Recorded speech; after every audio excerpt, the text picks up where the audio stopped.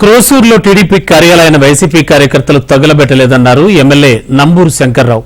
TDP చేసిన విమర్శలను ఖండిస్తున్నట్లుగా చెప్పారు. టీడీపీ కార్యకర్తలే వాళ్ల ఆఫీసులు తగలబెట్టుకుని తమపై ఆరోపణలు చేస్తున్నారని ఎద్దేవా చేశారు.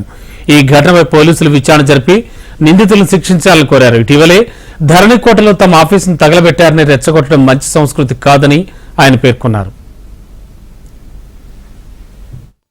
పందిరి తగలబడింది, మరి అది వాళ్ళే తగలబెట్టుకొని వైసీపీ మోకలు తగలబెట్టారని చెప్పి ఆరోపణలు చేయడం జరిగింది. మరి రాత్రి 11:30 దాకా కూడా జనం ఉన్నారంట. 5 నిమిషాల్లో జనం ఎట్టిపోయారు. దాంట్లో ఉన్న బళ్ళు కానీ చైర్స్ కానీ ఏమైనా పక్కకి వచ్చింది. మరి అది ఎక్కడ పడింది ఒకసారి గమనించాలి.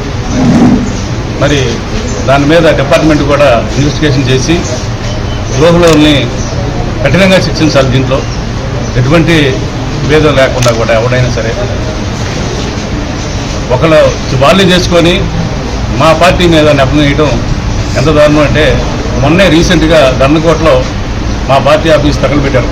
ఉదయం పూట 9ంటికి తగలబెట్టి రెడ్ హ్యాండ్గా దొరికారు వాళ్ళిద్దరూ.